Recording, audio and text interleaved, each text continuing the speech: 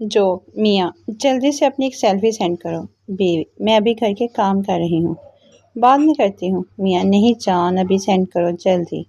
بیوی ابھی نہیں میاں پلیز جلدی سینڈ کرو۔ بیوی شرماتے ہوئے آج میری اتنی یاد آ رہی ہے۔ میاں ارے نہیں پگلی، باس کا چھوٹا بیٹا آیا ہوا ہے، بہت تنگ کر رہا ہے، اسے ڈرانے کے لیے چاہیے۔ جو جس حساب سے میں برتن دھو رہی ہوں مجھے لگتا ہے کہ ایک دن میں نے پاگل ہو کر گلیوں میں آوازیں لگانی ہیں۔ کولیاں پیالیاں دھوا لو، چاہتے سالن والے پتیلے منجوا لو، چاہ والے دی کھرچن کھرچا لو۔ جو بیگم نے صبح صبح کہا کہ میرا آدھا سر دکھ رہا ہے۔ میں نے غلطی سے کہہ دیا جتنا ہے اتنا ہی دکھے گا، تب سے میرا پورا بدن دکھ رہا ہے۔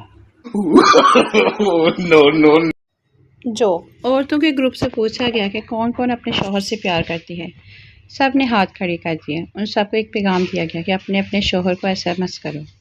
پیغام تھا I love you۔ تو ان کے شوہروں کے جواب کچھ یوں آئے، تمہاری طبیعت تو ٹھیک ہے نا، اب کیا ہو گیا ہے؟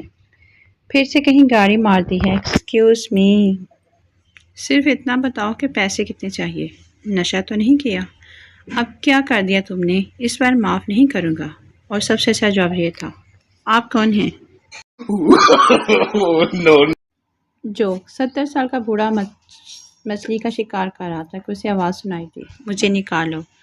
آس پاس کوئی نہ تھا، بوڑھا سمجھا کہ اس کے کان بجے ہیں، مگر پھر مجھے نکالو کی آواز آئی تو اس نے دیکھا کہ پانی میں ایک مینڈک سر نکالے بول رہا تھا۔ اس نے پوچھا، کیا تمہیں انسانی آواز میں بولے ہو؟